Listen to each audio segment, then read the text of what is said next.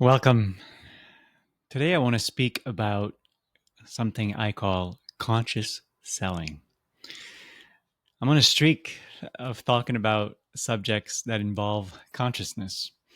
I recorded last week or 2 weeks ago now, conscious leadership, which was something I've been thinking about for a while since I created conscious selling like a year and a half, 2 years ago. And now here I am recording again conscious selling because I want to bring it out for free. I want to talk about it and offer it for free.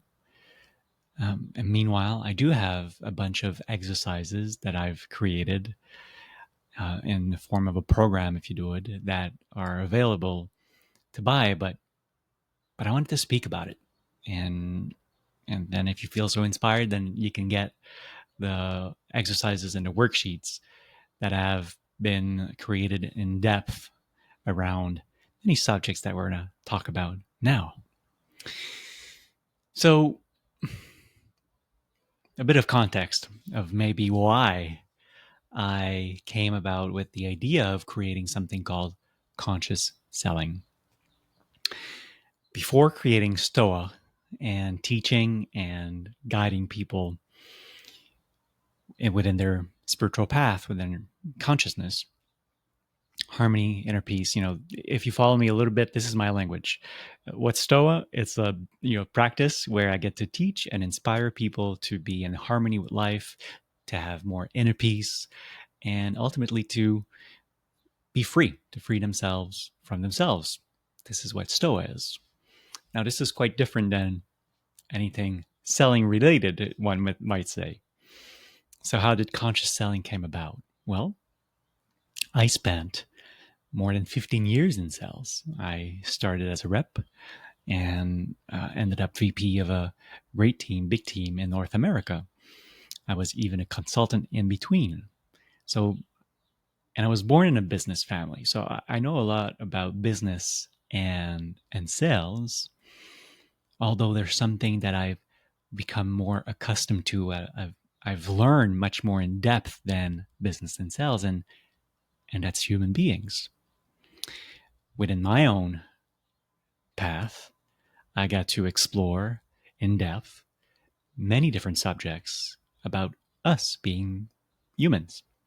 I studied the Stoics, I studied psychology, I studied a bunch of different things. And for the past, I don't know how many years now, the focus has changed completely from Stoicism and science and psychology or psychotherapy, whatnot, to spirituality. And I've read all of the great scriptures out there. Not all of them, I'm sorry, but mainly all of them. And this is where I get inspired from now. So conscious selling really came about the juxtaposition of great experience in business and sales and also and very in-depth, close relationship with knowing the human predicament and who we are and how we function inside and why are we happy and sometimes not, and most of the time we're not. So what's going on inside? Where is that coming from? That's what I studied, and that's what I got to know really, really well. And I put the two together, and conscious sailing came about. So what's conscious selling? Or actually, what is it not? Let's start there. It's not a set of techniques. It's not methodology. It's not processes. It's not a playbook. It's not how to control a conversation or to influence someone or whatnot. It doesn't have anything to do with that. It's more about a way of being, really. It's about giving and serving. It's about your inner growth. That's what it is. When we study cells like I did, from all the books that are out there, all the speakers, all the trainers. I done spin selling. I've done baseline selling. I've done challenger sales. I've done sandlers. I've done um, what's out there. I don't remember them now, but I studied a lot of them. I remember fondly, actually, when I was a consultant, we were mainly working with the baseline selling methodology. That was what we were preaching and working uh, with our clients. Not only did I read that book so many times, and I worked with the author, I worked with my boss who worked with the author to get coached on the techniques and all that is included in this methodology. But I was also driving to work every day. It was about a 30-minute drive or longer, depending on traffic, I live in Montreal after all, so lots of traffic. Between 30 minutes and an hour, day and night, for how many, I don't know how many years, but I did that every day, listening to the David Sandler's tape in my car. That got me through work and back to home every day for many years, listening to David Sandler and learning everything he had to teach about sales. He was a great trainer, great salesman, and he taught very interesting ways of going about selling. But from David Sandler to Dave Curlin to the guys of Challenger Sales and Spin Sellings and the other folks these days that are quite popular in sales, Blunt and Inarino and Weinberg and Josh Brown and all these guys. Actually, Josh Brown has quite a bit of a spiritual side. That's interesting. But the other guys, as good as they are and as good as what they offer is pertinent, the fact remains that we're dealing with how to do sales. This is what I mean. What ways should I use? What techniques should I use? What processes should I use? What methodology should I put forward? How? And conscious selling for me is not about how to do the sales, but it's about how to be in sales. I want to shift the lens here. I want to shift the perspective from doing to being, because this is not talked about at all in sales. We kind of forget about the guy or the gal that's behind the sales leadership or sales role on the field. And we only give them and cram them with the how-tos, and we do not address the being behind the role. And that's the intention. That was the core intention of conscious selling. That's where it started in my mind. And then I worked on a worksheet first and created those exercise. And then I said, well, I got to record something. So I did a little bit of a recording to go along with the worksheets, but now here I am doing a longer type of masterclass on the topic. So this is what we're going to delve into today. And by the end of our chat, I hope you'll get away with a few nuggets for sure. A different perspective. That would be my number one. And I hope I will imbue you with the intention to go about selling in a different way. I don't want you to forget about all that you're doing and all that you're learning and all the good books and stuff that you're being taught and trained on, or that you're doing for yourself. It has its place. I'm not saying that it's not good, but I want to go deeper. I want to go behind, and I want to give you a foundation on which you can rely to then add up on top of that all of the widgets and tools and gadgets that you want in order to be successful in your selling role or your sales leadership role. There's no difference in what we're going to talk about today. So there it is. That's my intention. And and I hope that you get something out of it. All right, so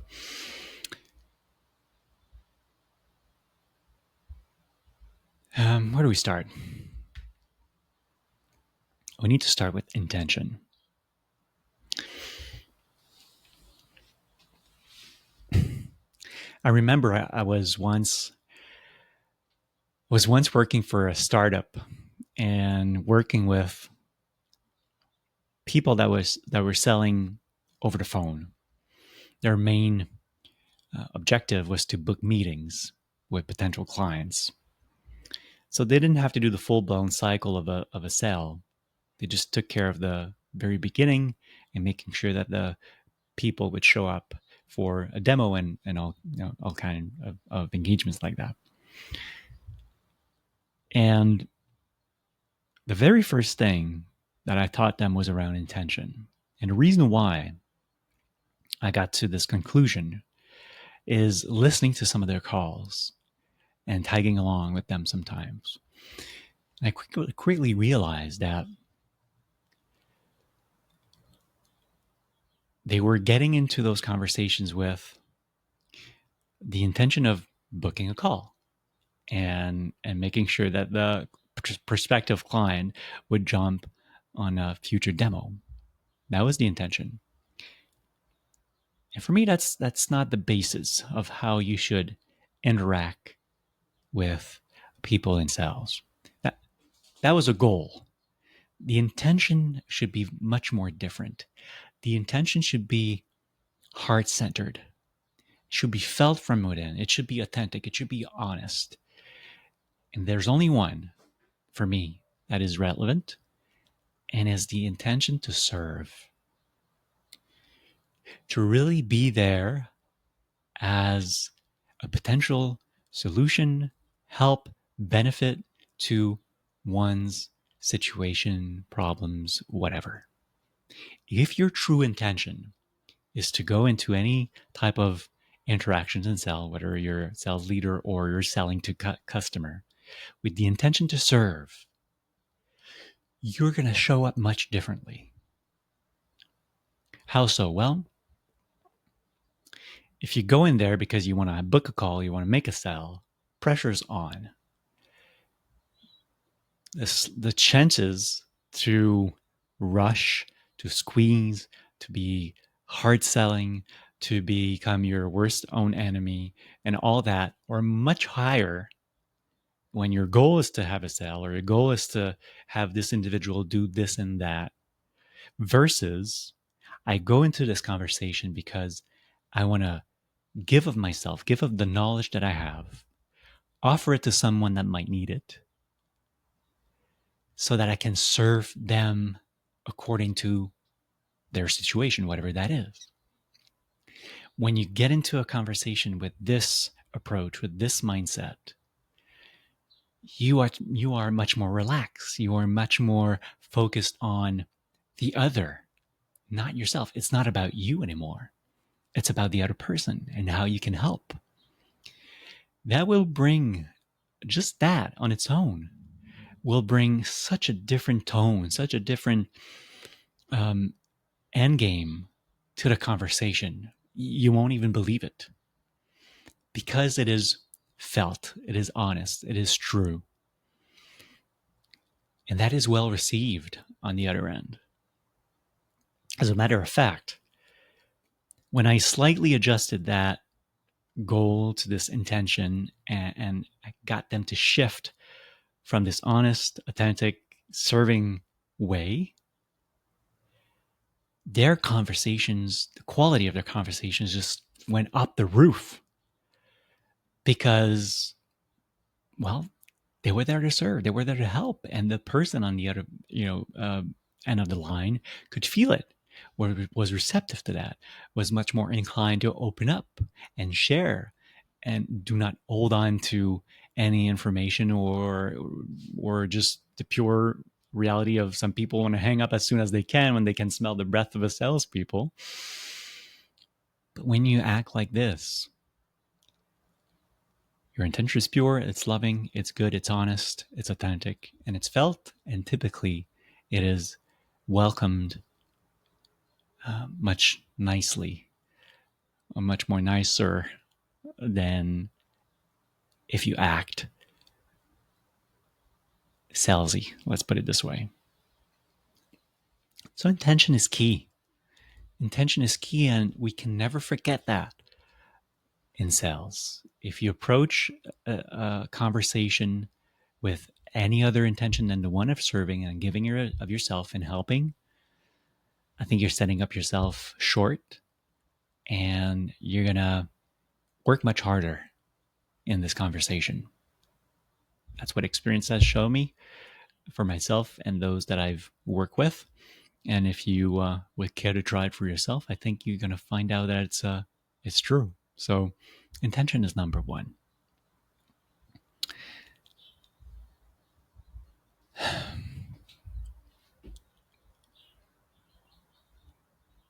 So let me go back to intention for a second before we move on to another subject. And I hope that I made myself clear that by moving away from, let's say, products, services, pricing, advantages, whatnot, this is a typical sales conversation that most people have. They come with this in mind, and they forget about the honest and true and pure intention of serving and offering of themselves. That's the shift.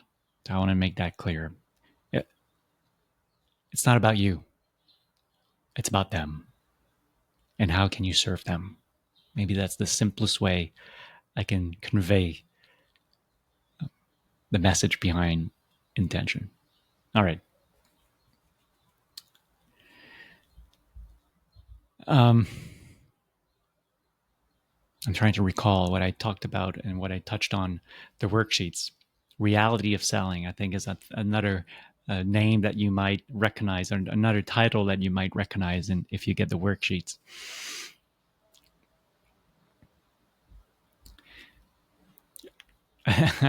I'm smiling, I'm laughing here because if I'm asking you what's the reality of selling,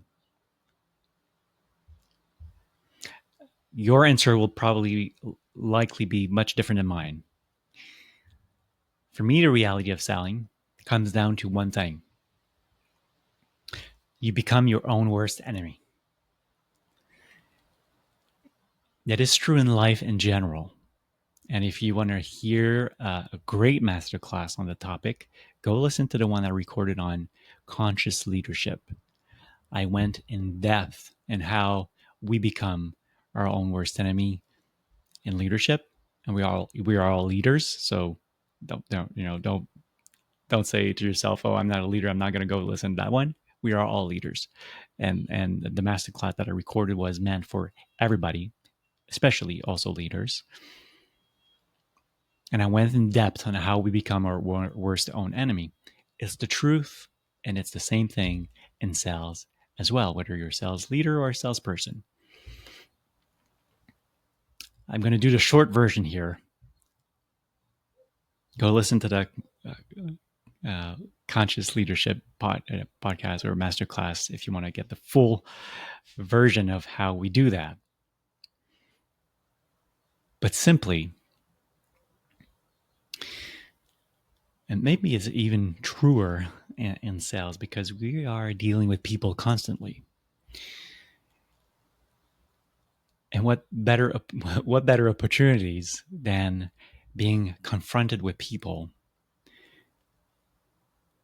than to face your own fears and your own limiting beliefs. And this is how we become our worst own enemy in sales and in general in life and in general. We all have, because of the experiences that we went through throughout our lives, we all have habits and patterns and conditionings and views and opinions and judgments and all that jazz. This is true for everybody. How can it be any different? We go through experiences, and the minute that it doesn't go through, meaning we just don't live through the experience and just move on with our lives. The minute we don't do that, the minute we go through the experience and stumble into it and start bickering with it, or start fighting with it, or start labeling it, or naming it, or judging it, or name it, or having some type of fear around it, and then playing with our minds and our hearts around that fear and whatnot, those experiences become trap. They're part of us. They're inside, and they can get reactivated anytime the minute that something else happens in life that resembles what you trapped inside, right? I hope that makes sense. Pretty simple, right? I often see it in my own mind as something, something that goes into your body, an experience that goes through your body, in your body, and then it gets trapped for whatever you do because you do it. That's true for anybody. It's a hard truth, but it's the reality. We control and we manipulate and we trap things inside. So something goes through and then we trap it inside, or we play with it, or we do whatever we do with it. And then it gets trapped, and I see it as a spiral because everything is energy, right? So an experience is energy that comes in, but because we play with it, we keep it inside, and that stays active.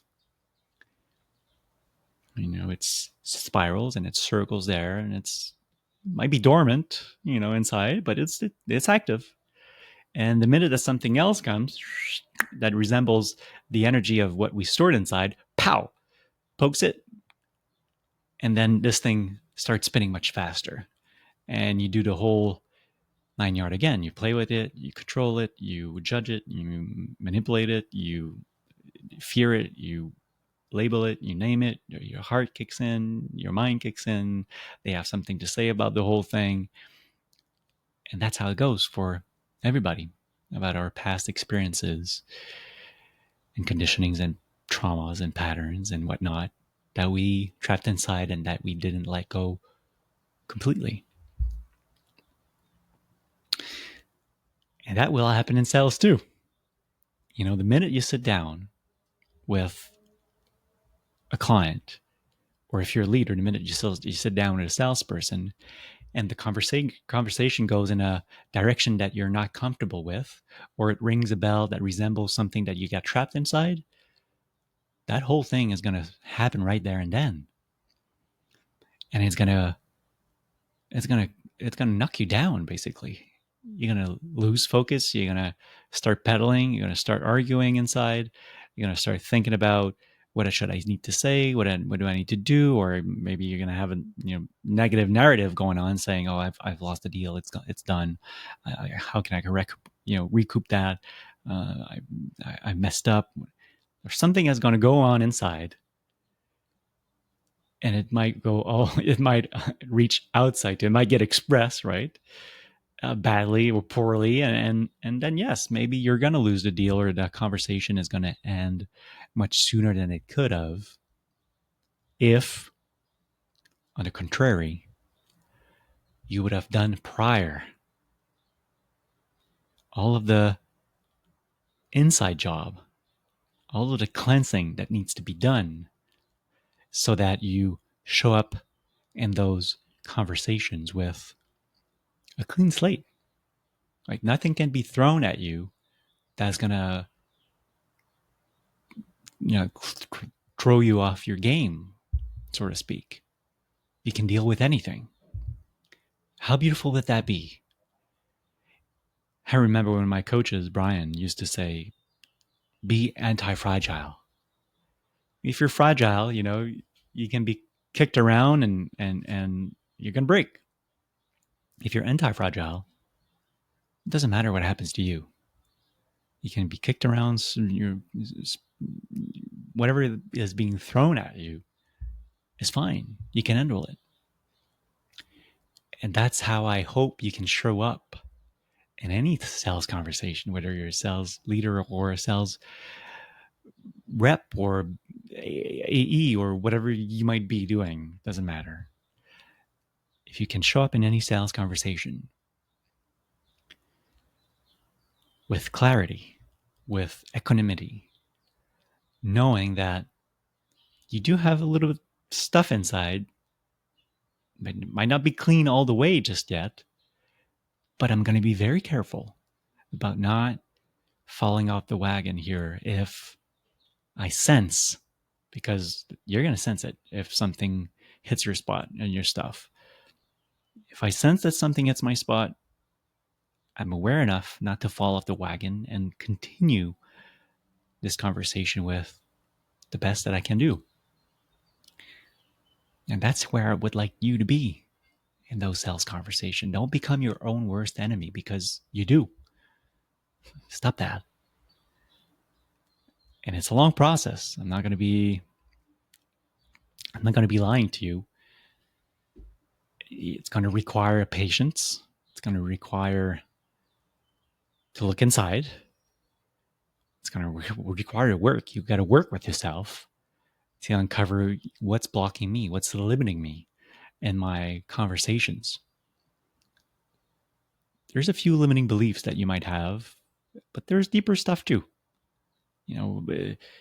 There's common themes that often come up in sales. Some people talk about it, um, I get thrown off, or somebody speaks poorly to me, and that knocks me off my feet.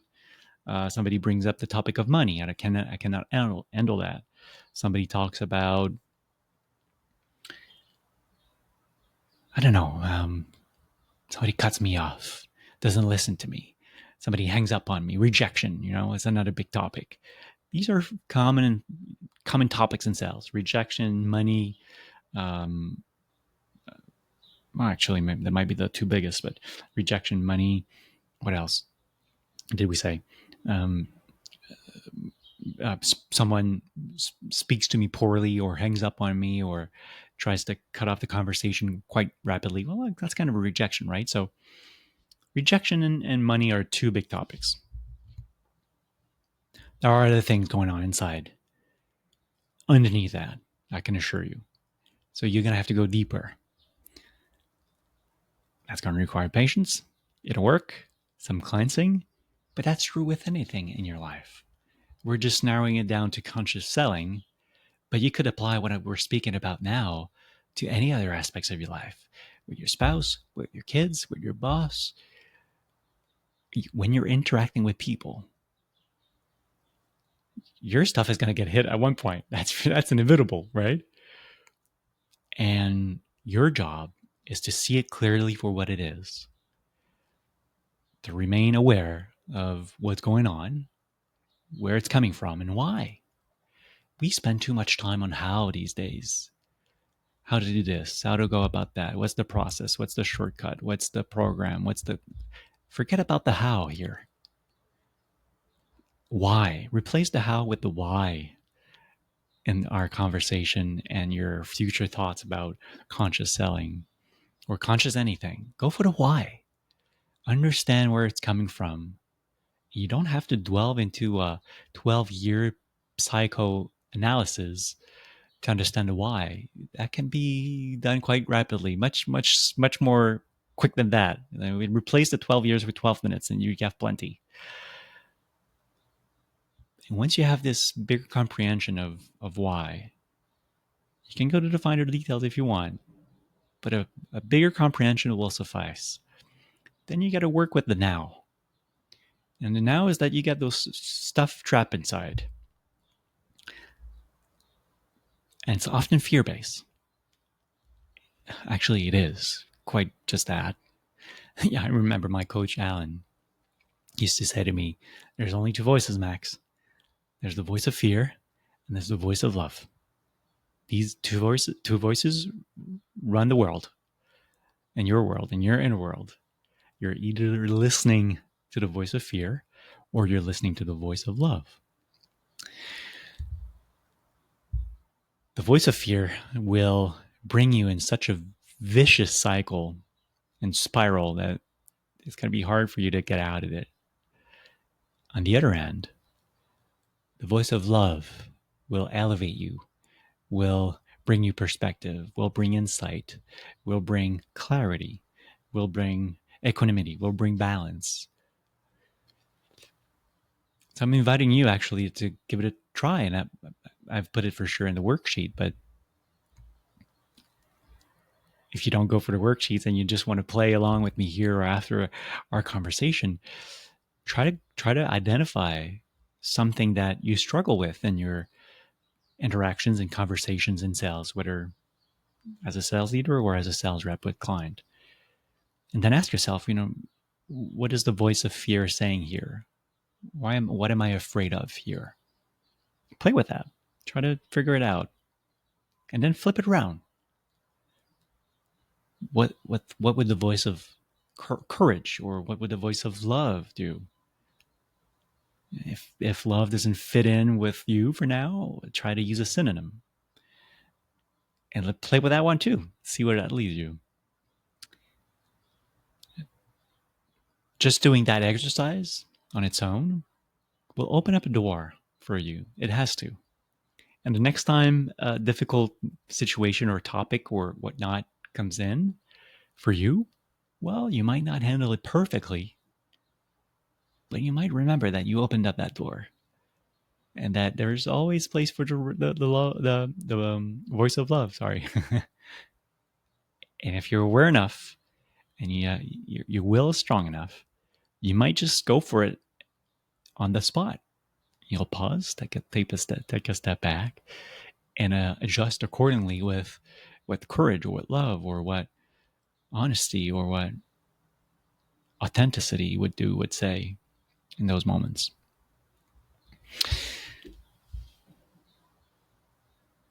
So I guess it's not called conscious selling for no reason, right?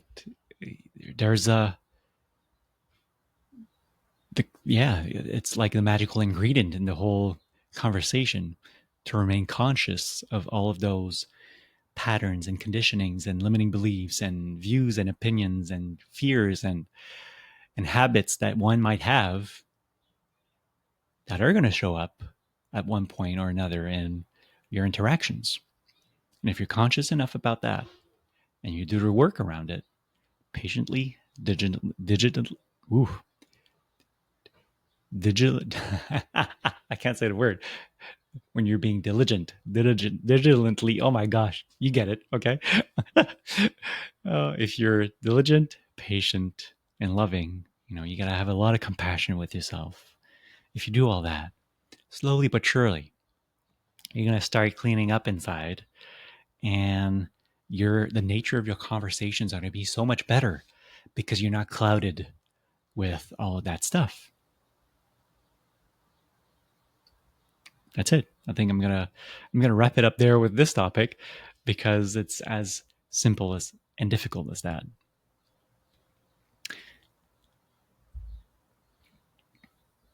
So it's really about your inner growth in reality, right? When you expect to have a different sales result or a different, whether it's leader to employee or salesperson to client, when you expect to have a different sales result, your own inner growth will much more dictate what's going to happen. Maybe not so much the end result. Because, even if you use all of the inner growth that you want and all of the sales technique out there in the world, you never control the end game or the outcome of any conversation or sales effort. But I can assure you that much. Your inner growth will be tenfold much more important than any sales technique and processes and methodologies that you can put forward.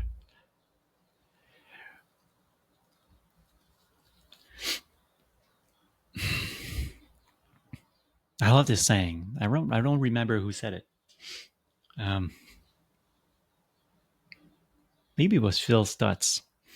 Phil Stutz is this great psychotherapist to work with a lot of great people in Hollywood, actors and producers and whatnot. I think Jonah Hill produced a Netflix on his psychotherapist, which was Phil Stutz. He wrote a book. Don't remember the name. I read it. though. It's on my blog if you are curious. I think he was the one who said, face your fear and what you fear will disappear. Maybe it was him. If it wasn't him, well, somebody else said it, and it is true. All of that stuff that you have inside, the spirals that we were talking about, it is there because you fear it. Yes, indeed. If you wouldn't fear it, it would not be there. And therefore, if you face that fear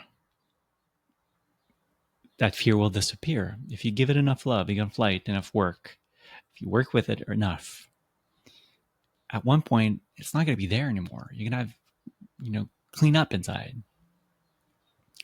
And the next thing you know, the event or the circumstances or the situation or the person that will happen that would have ignite that fear will not do it anymore because you'll have face it and work with it. Now here's the catch. It got stored there with pain. Okay? It's going to have to come out with pain. There's no other way.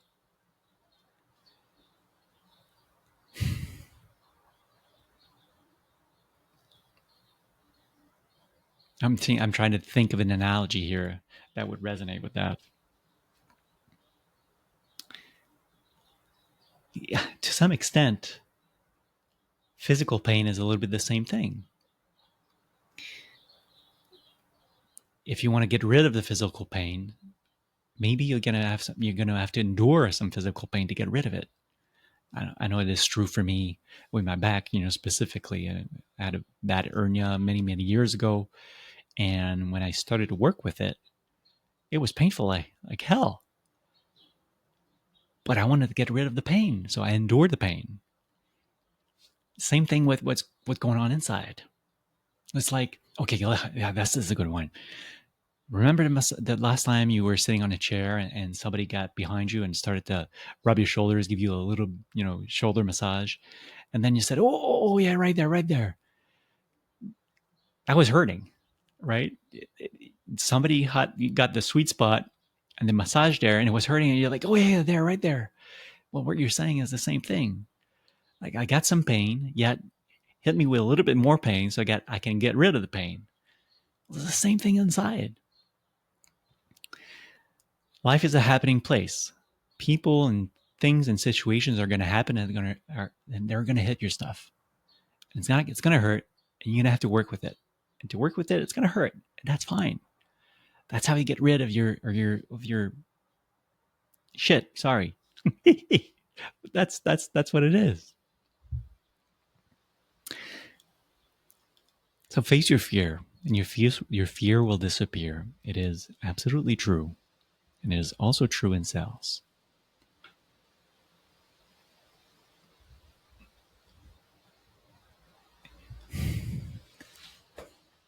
Another thing that's interesting with inner growth is that it will. The wind is quite strong today. Beg your pardon. That was a door slamming.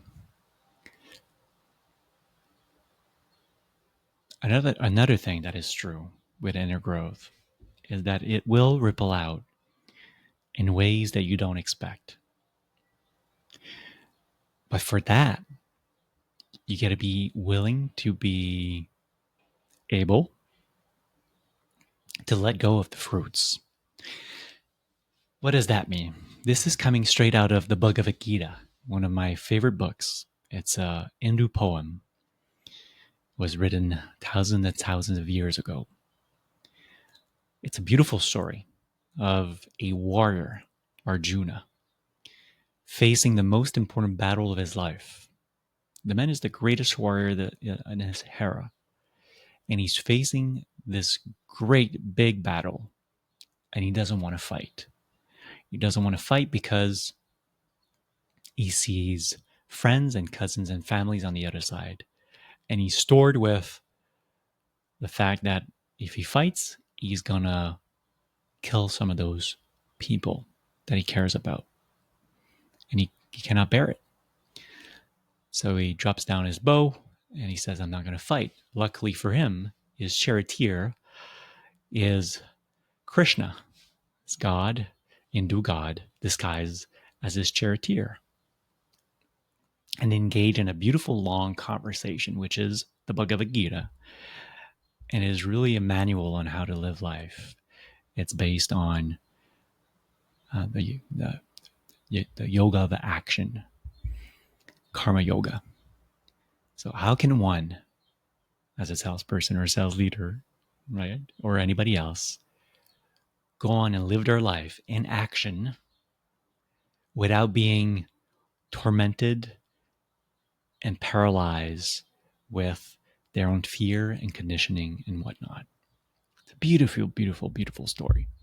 And one of the earliest lessons that Krishna is trying to convey to Arjuna, the warrior, is that at some point in this quest, in this way of living,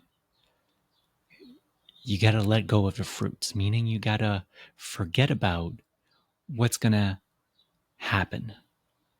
All you can do is your best right now. You cannot control the outcome of your efforts. You can only control your own efforts. And that's the beauty of inner growth. If you apply all that we've been talking about in your role as a sales leader or person, it's going to ripple out in ways that you can't imagine. And you got to be willing to let go of the fruits. If you engage in those conversation activities without trying to control the outcome, but only focusing on what you can do and how you can do it to the best of your ability, without being clouded by anything else. If you do it justly, lovingly, honestly, then whatever comes out is fine. Whatever comes out is fine. Whether it's a positive outcome or not the one you were hoping for.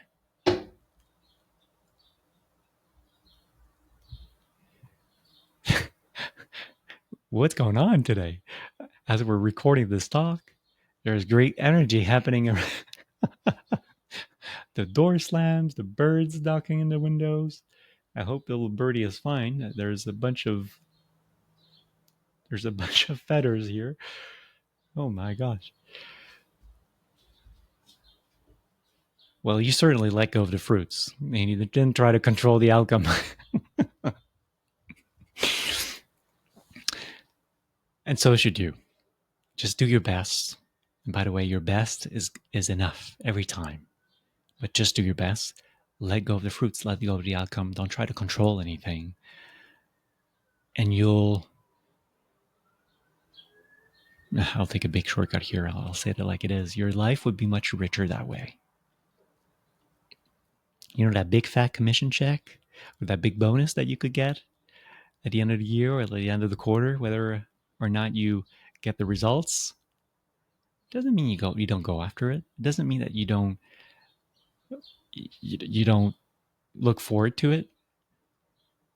But that doesn't become the main motor. And if you apply all that we've been talking about, and you get clean inside and you just do your best for the sake of doing your best, you go at it with intention, authenticity, love, honesty, you serve the client to the best of your ability, you serve your employee to the best. It's not about you, it's about them. If you do all that and you let go of the fruits, your life will be much richer in every way. I can assure you that. And that bonus of that fat commission check will just be gravy on top. And it'll be welcome. It'll be used for great purposes, I'm sure. But it's not what drives you anymore.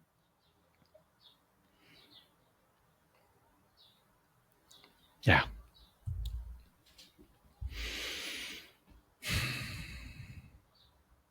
I think that's a perfect segue to wrap it up with one last thing I want to talk about. Give to get. I think that's how I called it in a worksheet. So what, we're 45 minutes in. It's not bad for a short masterclass on conscious selling.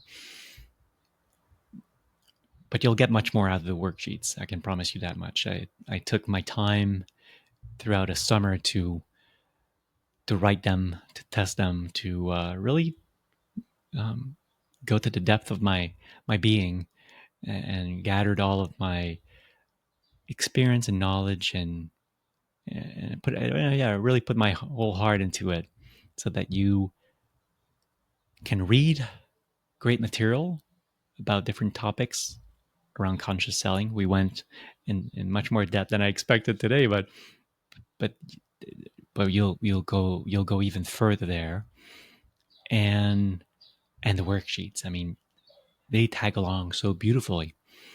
If you read what we've been talking about, and I'll use different words in there, you'll get it differently, you'll embody it differently, and then you go on and work with the worksheets so that a transformation starts to happen. And that's the beautiful gift of doing it.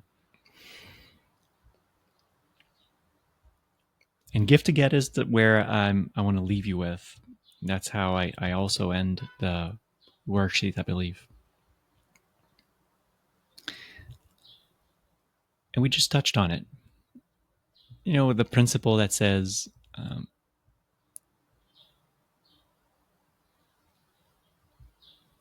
actually, let's start with the sales principle. I think we all heard that one. Give your customers more than what they pay for, right? It's something we often hear in sales, I think. Well, we could probably relate that to another principle that's written in another book. Give and you shall receive. Yeah, give and you shall receive. If you give enough of yourself, truly, and what I mean by that is not only literally you give of yourself and your knowledge and your expertise and all that you have to your customers and employees. That's an ungiven. You got to do that, right? But not only if you give of yourself that way, but if you give of yourself, meaning if you give up all of those desires and preferences and wants and needs, and if you give up all of those blockages and limiting beliefs and patterns and bad habits and stuff that are trapping you, if you give of that, you're going to receive much more from life.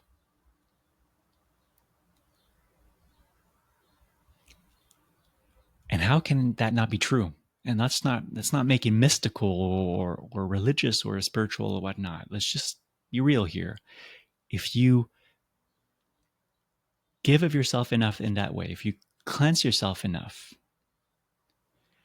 how can you not receive tenfold? Because everything that's going to come in and that you're going to experience and that you're going to go through with good clients, bad clients, excellent clients, good boss, bad boss, whatnot, is not going to change the fact that it's teaching you something. It's giving you another experience to go through. It's just life happening, and you enjoy it. And you take it in and you love it. And that's how you receive. And typically, it tends to be more on the positive side than the negative side. I can assure you that one. A veil will drop where anything that's going to happen is going to be seen for what it is truly.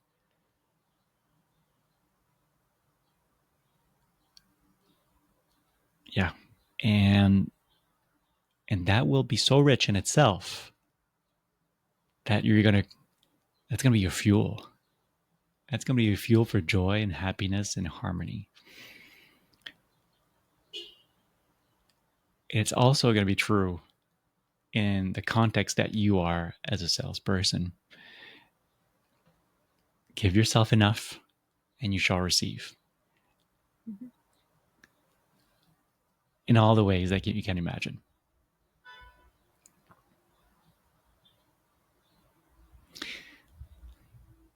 So it's beautiful when you move from a self-serving goal to a selfless intention.